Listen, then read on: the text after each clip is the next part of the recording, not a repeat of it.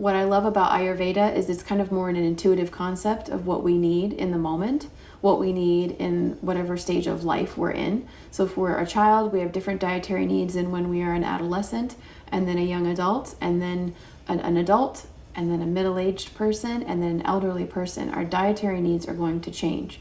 And along with those cycles, so are the seasons, our environment. So depending on what activities we're partaking in, the levels of activity or stress in our life, the rigor that is demanded upon us, and the seasons that we're in, this all affects diet. So I really like to say I'm an intuitive qualitarian. So I go with, what is the body needing, and what feels right, what is the body, you'll start to crave things, and yeah.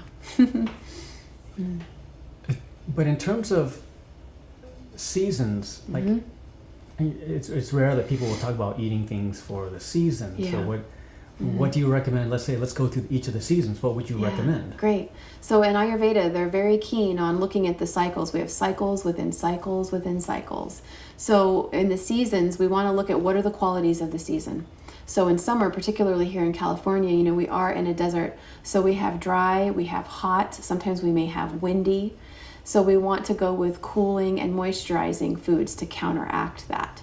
So if it's hot outside and we're eating, spicy food, it's going to create a lot of internal heat within, which could adversely affect the digestive system and even our temperament. If there's too much heat within, we could be very agitated. So that would be the summer, since we're in that right now. So you want to have cooling foods, you want to have coconut water, replenish your electrolytes naturally. Raw coconut water is a great way to do that. You could also do a natural, what do you call it? Gatorade at home with lemon and like a good sea salt, in a glass of water. You're replacing your electrolytes. So you want to think, what is the environment demanding of my system, and how can I balance that? How can I counteract that?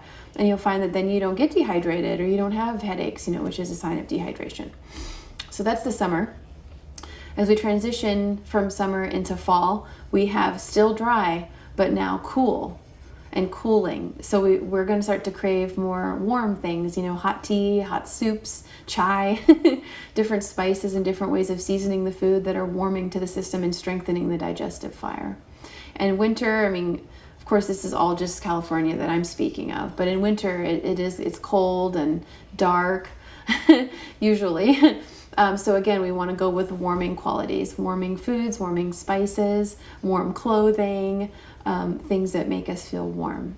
And then as we transition from winter into spring, there's still some chill, but we start to have moisture. And you notice every year in the spring, as we're transitioning from winter into spring, a lot of people get colds at that time.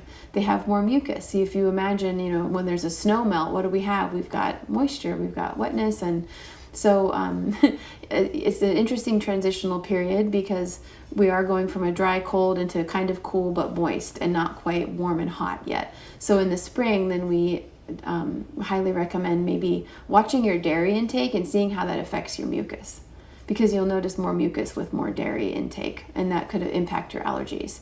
So that's another thing. As we move into spring and we have all of the pollen, a lot of people have their allergies. So we recommend, maybe pull back on the dairy a little bit and see, do you have less mucus experience? Does it hopefully help you to not have allergies? So those are some recommendations for the seasons.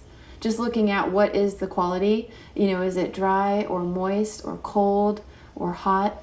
And then thinking of what are practices and foods that we could be doing to counteract what we're experiencing in the environment.